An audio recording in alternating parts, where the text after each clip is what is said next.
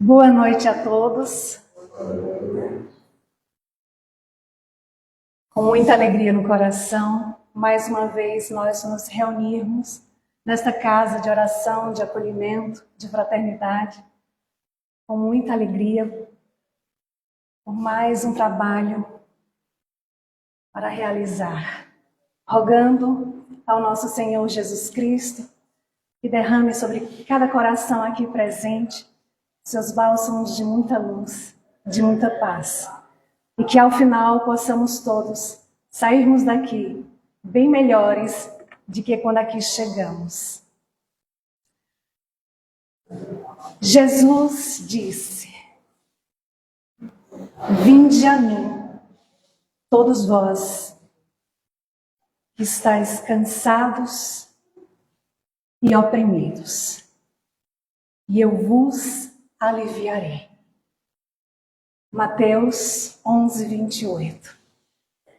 Recordando essas doces palavras do Mestre Jesus, sentindo esse convite em nossos corações, nos leva a nos sentirmos mais fortalecidos. Porque aqueles que se deixaram levar pelo suicídio, certamente esqueceram esse doce convite do Mestre Jesus em seus corações. Mas o Mestre, com o seu coração magnânimo, chamou a sua mãe. Ela que era todo amor, toda ternura. Ela atende o seu chamado. E ele pede a ela para que ela pudesse cuidar daqueles corações sofridos que transgrediram a lei de Deus. Ele pede a sua mãe, Maria de Nazaré, para que ela cuidasse, para que ela tomasse conta daqueles corações que saíram desta existência pelo suicídio. No livro Caminho, Verdade e Vida, ali no capítulo 172, na mensagem intitulada Lágrimas, o Espírito Emmanuel nos esclarece que o cansaço experimentado por amor ao Cristo converte-se em fortaleza. Que as cadeias levadas ao seu coração, ao seu olhar magnânimo, transformam-se em laços divinos de salvação. Emmanuel vai nos lembrar que as lágrimas caracterizam-se através de origens específicas. Porque quando as lágrimas nascem da dor sincera e construtiva, são filhos de redenção e vida. No entanto, se elas procedem, se as lágrimas nascem do desespero, são venenos mortais. Com essa introdução, nós vamos ao livro O Céu e o Inferno, ou A Justiça Divina segundo o Espiritismo, ali na segunda parte do capítulo 5, que fala sobre os suicidas. E há um item intitulado O Pai e o Conscrito, ou Recruta, apresentando o desespero de um pai pelo que talvez pudesse acontecer ao seu filho. Era começo da guerra com a Itália, 1859. Havia um comerciante muito querido pelos seus vizinhos. Era um homem muito bom, casado, tinha um filho. O seu filho foi sorteado para comparecer, para se apresentar ao serviço militar. E nesse momento o seu pai fica desesperado, porque ele temia que o seu filho, indo para a guerra, fosse morto. Meu Deus do céu, eu tenho que fazer alguma coisa. Eu não posso deixar o meu filho ir para a guerra, porque eu temo. Eu sinto que se ele for, ele vai morrer. Eu tenho que fazer alguma coisa. E em seu desespero, com o seu coração apertado, angustiado, ele fica receptivo às sugestões, às más sugestões. Então ele capta a ideia do suicídio e começa a alimentar em si essa ideia. Ele pensa: eu morrendo, o meu filho, o único filho, vai assumir os negócios, porque a sua mãe vai ficar viúva. Sim, essa é a saída. E alimentando ali essa ideia, ele concretiza.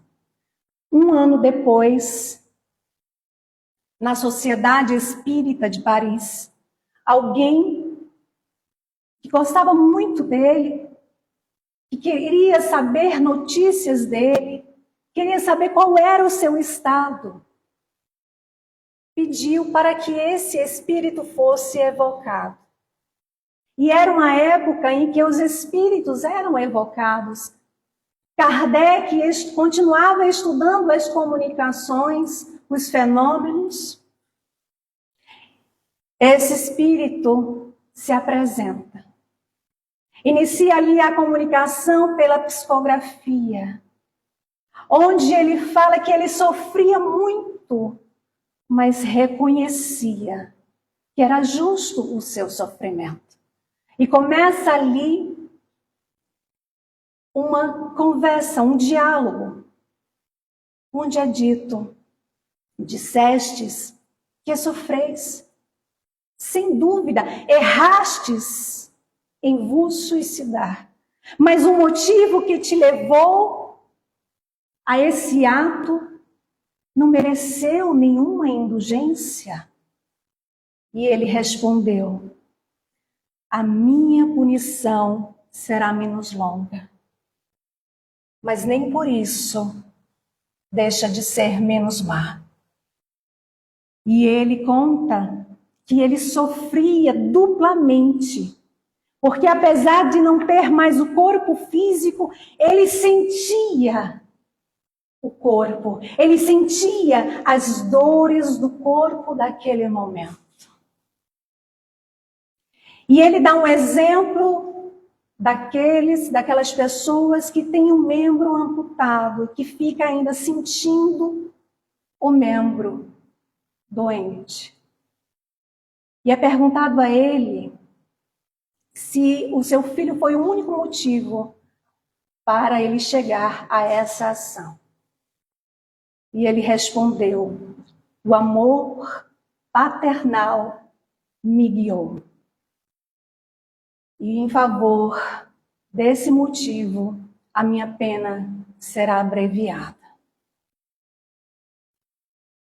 Será que esse pai, mesmo sendo esse motivo, será que ele tinha o direito de tirar a sua própria vida? Questão 944 de O Livro dos Espíritos. Kardec pergunta: tem o homem o direito de dispor, ou seja, de tirar sua própria vida? E os benfeitores respondem: não. Só Deus tem esse direito. O que faltou a esse pai?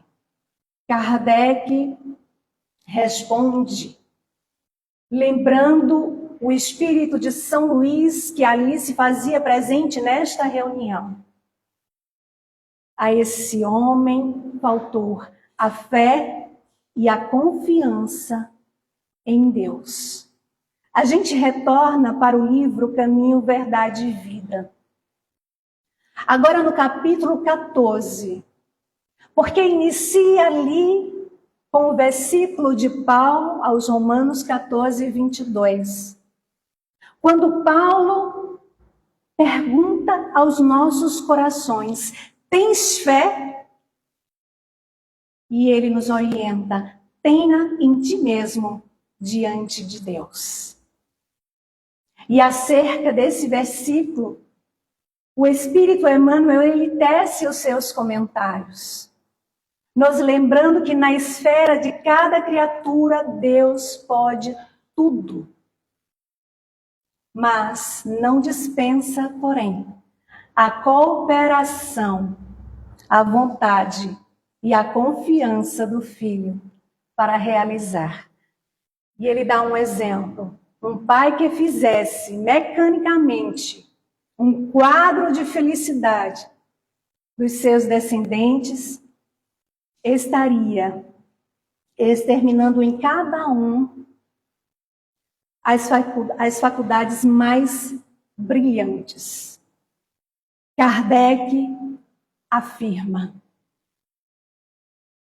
que por sua ação, pela ação daquele homem, talvez impediu que o destino do seu filho fosse cumprido.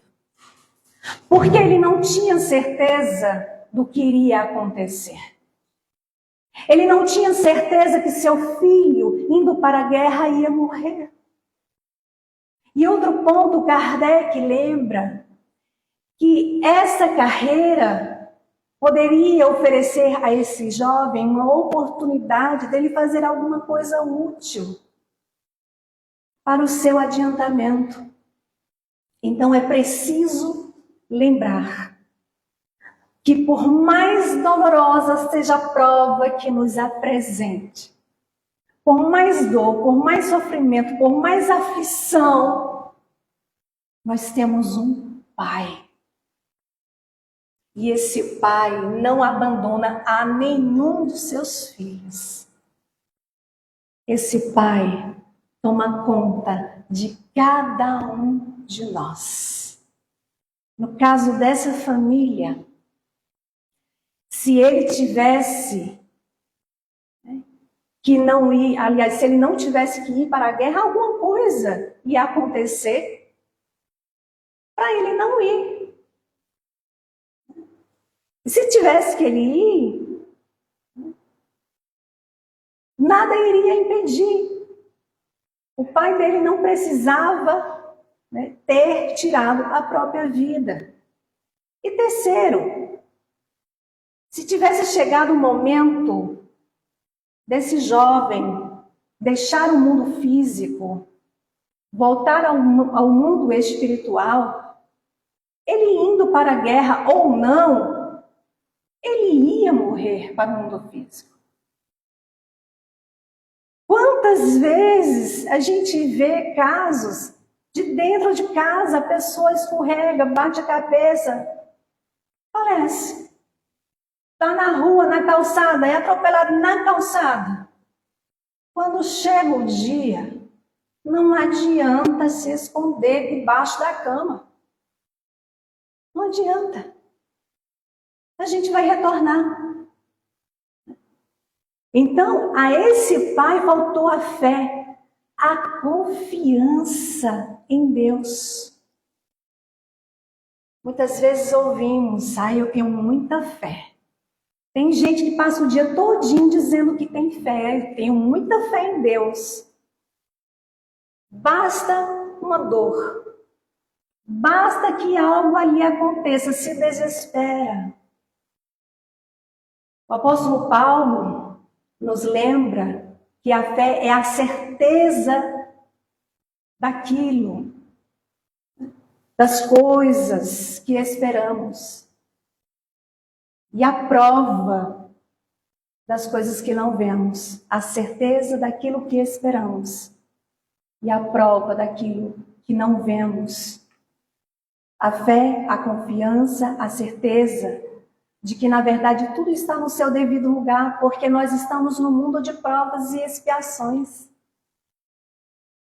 É o que faltou a esse pai, que independente aonde o seu filho estivesse, o nosso Pai maior iria continuar tomando conta dele.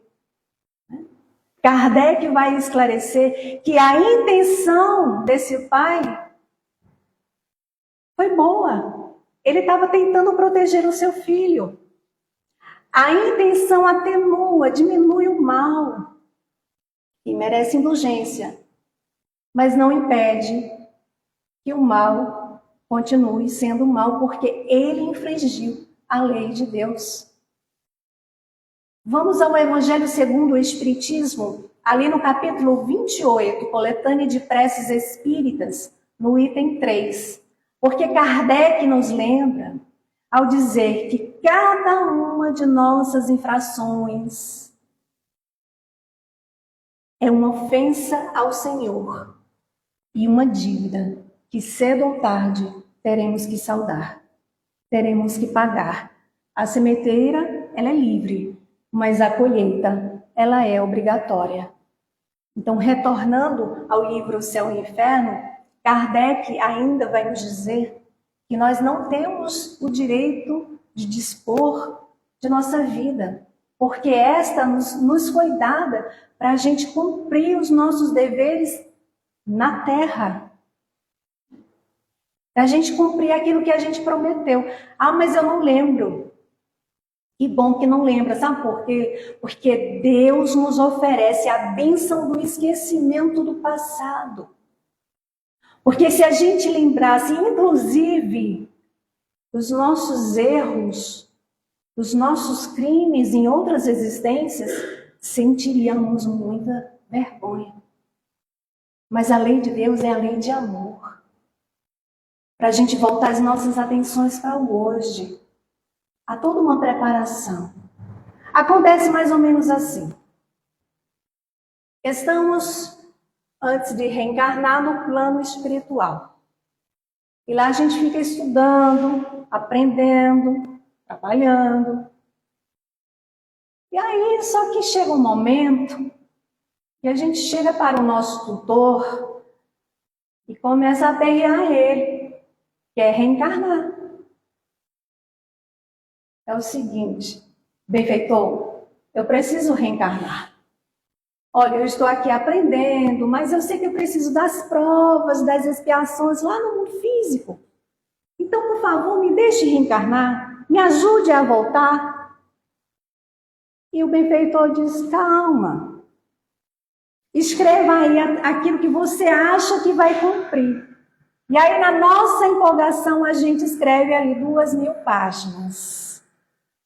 O tutor dá uma olhadinha assim de lado e diz, a gente vai analisar. Mas nós vamos também assistir alguns filmes de existências anteriores. Passa um tempo, a gente naquela ansiedade, vem o tutor. A gente tinha entregado 2.000 páginas. Ele nos devolve 200 páginas. Poxa vida, a gente fica triste, né? Queria resolver tudo numa encarnação só. Mas tudo bem, vamos levar para o Instituto da Reencarnação. E aí, chegando lá, é avaliada os nossos méritos, deméritos, as provas, as expiações necessárias. E nos entregam 20 páginas. E a gente diz, você está brincando comigo. 20 páginas, eu entreguei lá atrás 2.000. Mas tudo bem, o importante é reencarnar.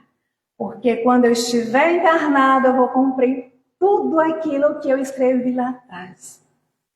Sabe o que acontece? A gente renasce. E quando a gente reencarna, a gente descobre que 2 páginas está pesada demais para carregar. Essa é a nossa realidade. Mas também há aquele que está lá no plano espiritual, não quer reencarnar de jeito nenhum. E aí chega o tutor e diz assim, olha, eu trago boas notícias. Ah, boas notícias? Sim, você vai reencarnar.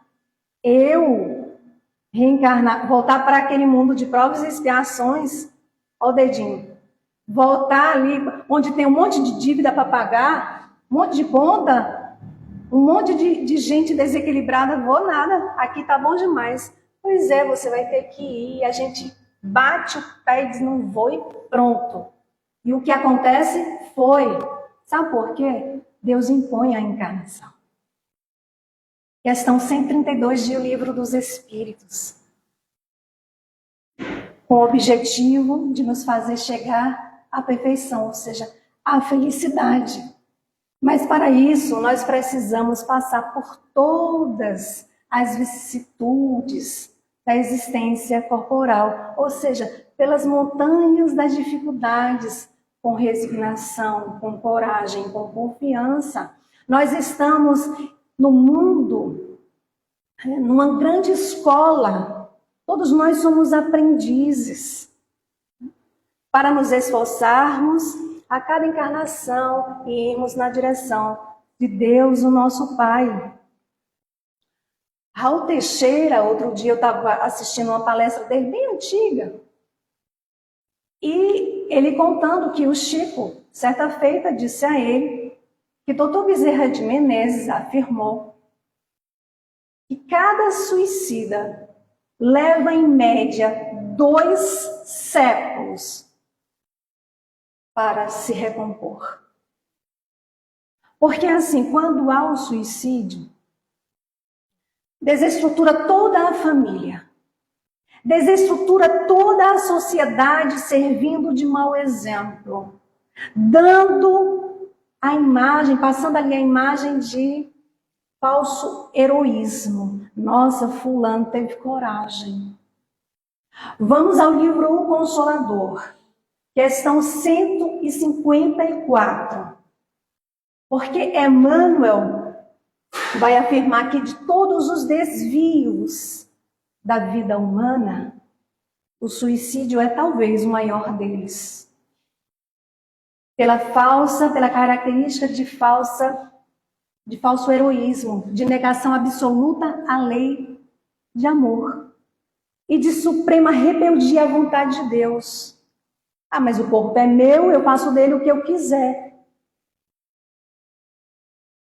Sério? Você acredita que o corpo que você está é seu? Nada é nosso. Nem o dinheiro, nem a casa, nem carro, nem títulos, nem roupa, calçados caros, nada é nosso. Nem sequer o corpo físico. Quando chega o momento de retornar ao plano espiritual, pode ter certeza, tudo que você amontoou, tudo que você recebeu como empréstimo de Deus, vai ficar aí para a família brigar, por herança. Nada é nosso. Nada. A não ser aquilo que agregamos ao nosso coração, à nossa mente, ao nosso espírito. E aí a escolha é nossa, agregarmos as coisas boas ou ruins. Então, o suicida, ao reencarnar, ele vai ter ali no início as reencarnações, as existências curtas, breves. Inclusive, lembramos um exemplo que tem no livro Entre a Terra e o Céu, do personagem chamado Júlio, que devido a um suicídio lá atrás, ele tem a sua experiência, sua existência corporal curta, por 2 vezes.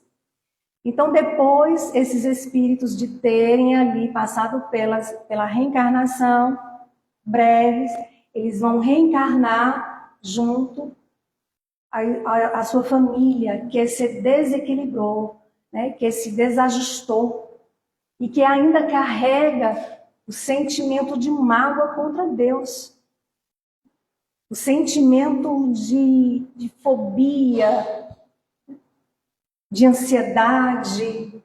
Então, o suicida ele vai ali renascer para reencaminhar esses desatinados, Depois ele retorna junto aos seus para trabalhar na sociedade onde estão renascidos aqueles que sofreram com o seu suicídio, aqueles que fizeram o mesmo, desvalorizando a vida.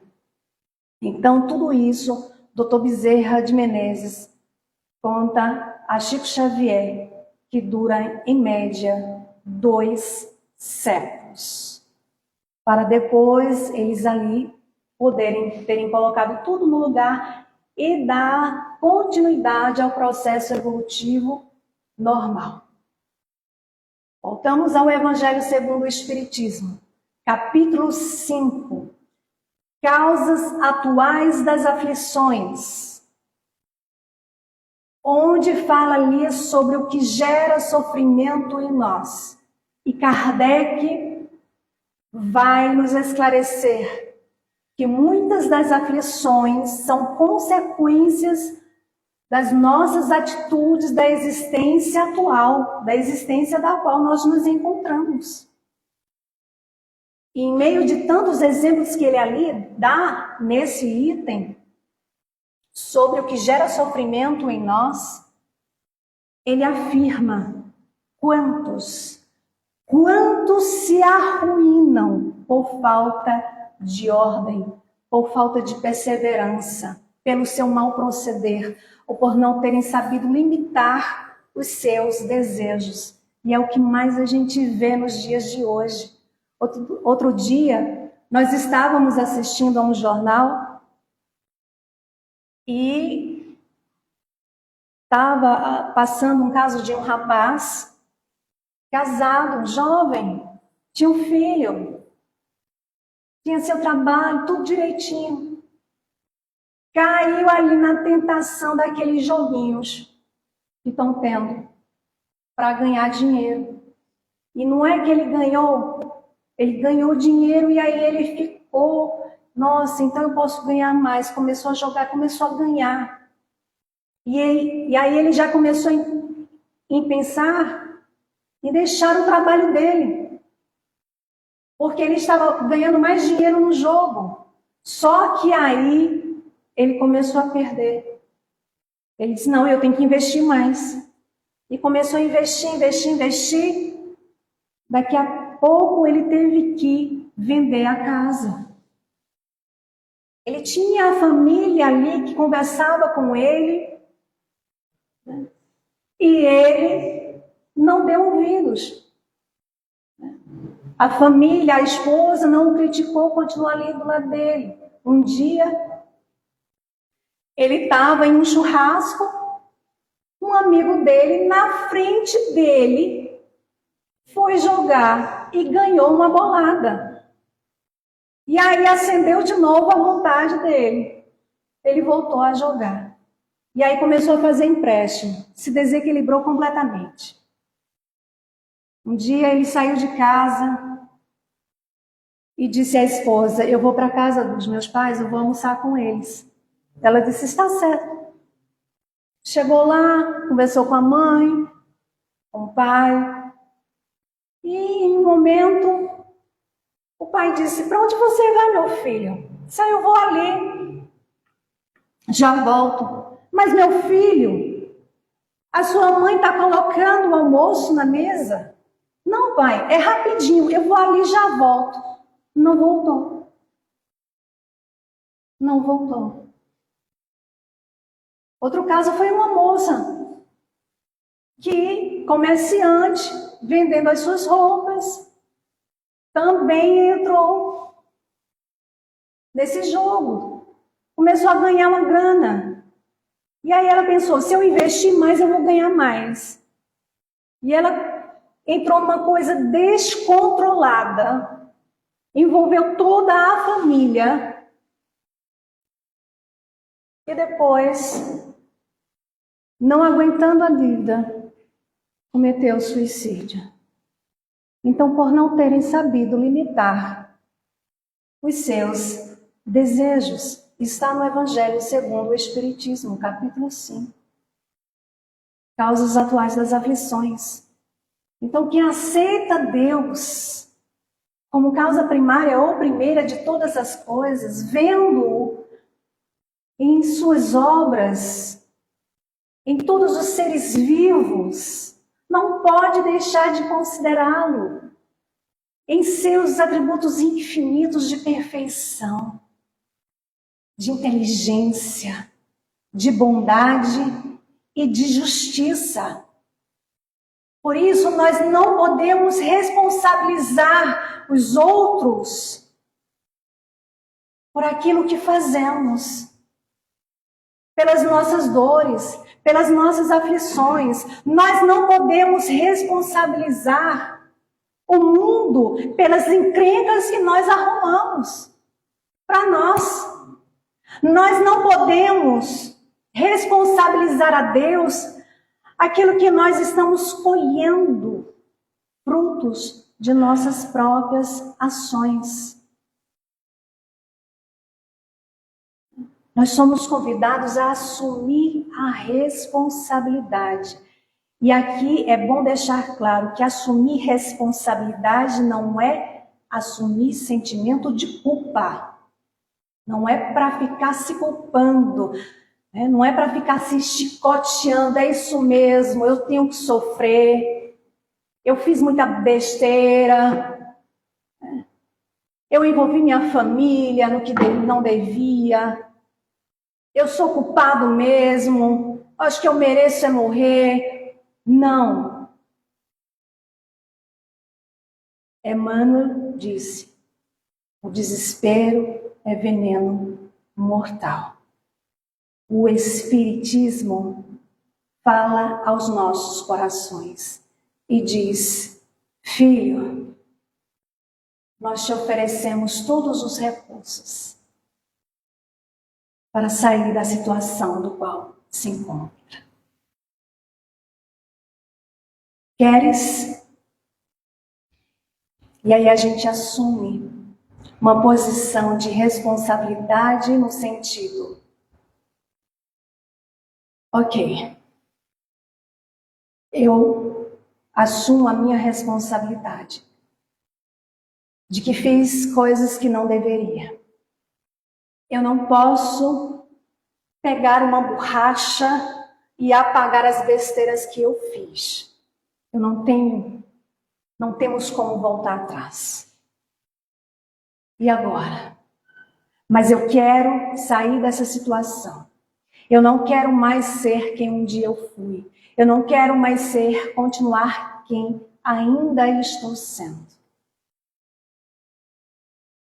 Então, o espírito de Santo Agostinho, na questão 919, nos convida ao lembrarmos, um sábio da antiguidade disse, conhece-te a ti mesmo. E na questão seguinte, ele dá-lhe os seus exemplos. Ele inicia dizendo assim, fazei como eu fazia. Ao fim do dia, me recolhia, passava a mão na minha consciência, via as minhas ações, se não tinha magoado alguém, ou seja, ele resume, o que ele coloca ali é o resumo, na verdade, da regra áurea, que Jesus nos ensinou. Façamos aos outros aquilo que gostaríamos que a nós fosse feito. E para isso é preciso buscarmos o conhecimento, fazer esse mergulho interior, identificar em nós aquilo que precisa ser corrigido, consertado, reformado, transformado em nós. Não se dá de um dia para o outro. Um passo, um dia de cada vez. Raul Teixeira também nos lembra que certo dia ele estava conversando com Ivone do Amaral Pereira. E ela dizendo para ele que devido os seus suicídios repetitivos, ela pediu aos benfeitores para que ela pudesse reencarnar e trabalhar na mediunidade. E trabalhar fazendo o bem, servindo ao bem. E ela cumpriu a sua missão. Ela, diferente, acredito, de todos aqui, que nós não lembramos do nosso passado, ela se recordava do passado. E não só isso, durante o repouso físico em desdobramento, ela era levada às cenas onde ela tinha feito muitas besteiras. E ela, em sua missão, se dedica e nos deixa um grande presente, o livro mais importante, que se chama Memórias de um Suicida. Mas não é deste livro que nós vamos lembrar, que vamos citar mais detalhes, e sim da trilogia, conhecida no movimento espírita. Nas Voragens do Pecado, narra a noite de São Bartolomeu, que ocorreu em agosto, no ano de 1572, quando a rainha Catarina de Médici, ela manda executar todos os protestantes que estavam ali em Paris para assistir o casamento de sua filha. Ivone estava ali encarnada como Ruth Carolina. E ela viu toda a sua família ser assassinada. A mando do capitão, conhecido como capitão de fé, chamado Luiz Narbonne. Então, era para ela ter dado testemunho de perdão. Ter dito que a sua família morreu por sacrifício, por amor ao Cristo. Mas ela assim não fez. Ela não perdoou. E por causa disso, ela entrou nas voragens do pecado, onde iniciou ali todo o processo de desequilíbrio, de perturbação, que acompanhou ela até a encarnação como Ivone do Amaral Pereira. Lembrando que Ivone nasce em 1900 e desencarna em 1983, não é isso? 83. Então, naquela encarnação, em 1572, ela, como Ruth Carolina, ela arquiteta ali um plano para casar com o capitão de fé Luiz Narbonne, para fazê-lo sofrer. Ela era muito bonita, tinha muito dinheiro. E ela usa um pseudônimo para casar com ele. Eles se casam, ele muito belo, muito jovem, e ela trai ele. E acaba entregando ele como criminoso político. Ele, Luiz Narbonne, acaba morrendo encarcerado nas masmorras do Louvre. Os Espíritos nos lembram que todos nós nos reunimos com aqueles que prejudicamos, que fomos prejudicados, muitas vezes inimigos do passado, no presente e até dentro de casa, como um filho, um pai, uma mãe, um irmão. Nós nos reunimos com aqueles que precisamos, que necessitamos aprender, que necessitamos amar, nos reconciliarmos. Pois bem, esse grupo de espíritos tem ali a oportunidade de renascer. Na encarnação seguinte, registrado no livro O Cavaleiro de Nimier, esses espíritos renascem ali na França. O capitão de fé, Luiz Narbonne, renasce como Henri de Nimier e recebe a sua ex-esposa, Ruth Carolina, que ordenou a sua prisão, que condenou ele à morte. Então Ruth renasce como Bert. Eles novamente aí se casam, ela novamente o trai. E com essa traição, ele se suicida. Há uma nova reunião espiritual para que aqueles espíritos tivessem uma nova oportunidade de renascer e finalmente cumprir ali o que havia prometido. Lembrando que o pai de Henri de Mier, na encarnação anterior, havia sido o conselheiro e mestre de Luiz Narbonne. E vendo o seu filho sendo enganado, desgraçado pela mesma mulher 2 vezes, ele então se torna obsessor de Berthe Soberville.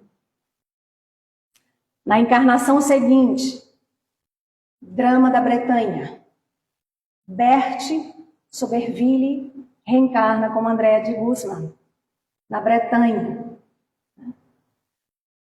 E ali acontece algo diferente, porque ela renasce agora em uma família estranha.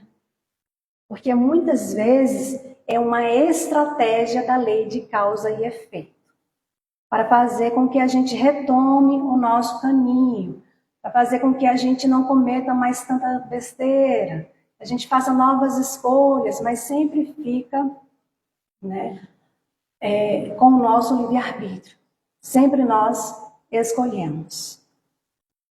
Só que havia um conhecido, o mentor Charles, que acompanhava Ivone em várias existências. Ali ele reencarna como o irmão de Andréa Guzmán,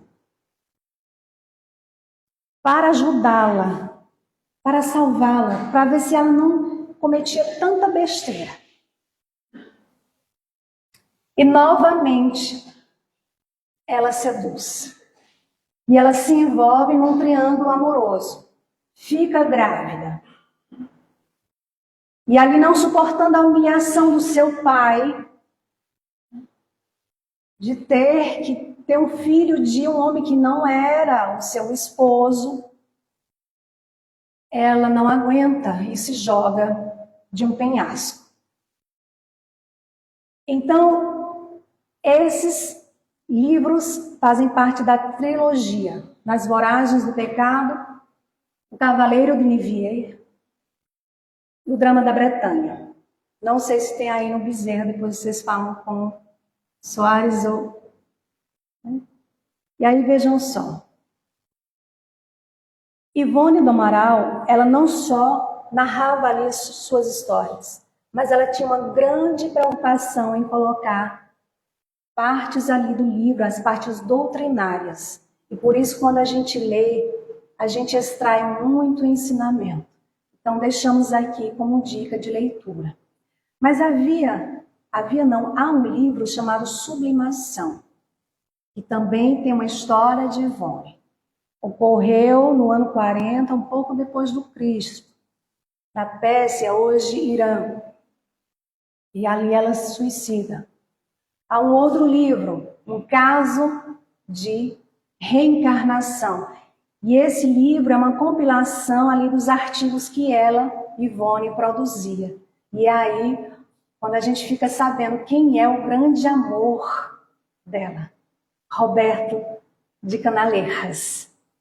Roberto de Canalejas tinha sido lá atrás o Luiz Narbonne. E ele era médico. Ele pesquisava ali a tuberculose antes da descoberta do bacilo de Koch. Ele era casado com Leila. Quem era Leila, meus irmãos? Ivone. Outra encarnação dela, que na última tinha sido a Andréa de Guzmán. Então, o que é que vai acontecer? Novamente ela trai ele, ela abandona o lar, ela abandona o esposo, ela abandona a filha para viver muitas aventuras. E aí, quando ela retorna para casa, ela encontra ali o seu esposo falecido e também a sua filha Lalita, de 5 anos. E por causa da morte desses dois amores, ela se joga no Rio Tejo, em Portugal. Então o drama de Ivone era muito grande, porque ela não era só responsável pelo suicídio dela, mas também, de certa forma, por ter motivado o seu ex-esposo a falecer através de um processo de suicídio. Os detalhes estão neste livro que eu também indico como leitura. Então a gente vai percebendo que a espiritualidade vai nos dando oportunidades, né? A gente não é esquecido, Deus vai tomando conta da gente e vai nos dando oportunidades para a gente corrigir. A gente volta ao Evangelho segundo o Espiritismo, ali no capítulo 5, agora nas causas anteriores das aflições. E Kardec vai nos lembrar que nós devemos render graças a Deus, que em sua bondade Ele nos permite, Ele nos oferece todos os recursos para a gente corrigir os nossos erros. Kardec nos lembra que nós devemos ser mais gratos a Deus por estarmos neste mundo de provas e de expiação. Entendendo a expiação, que ela representa uma contenção temporária da liberdade individual, necessária à reeducação do espírito. Para que, fazendo ali novas escolhas, agindo melhor no seu livre-arbítrio, vai ali se ajustando às determinações das leis divinas. Quem já leu ou quem já assistiu o filme Nosso Lar, né, sabe que André Luiz ficou ali 8 anos no umbral em grande sofrimento, junto a outros espíritos também em sofrimento, devido aos seus desequilíbrios físicos, morais. E depois de muito tempo, passando fome, sede, frio, no momento de exaustão, ele faz uma prece fervorosa.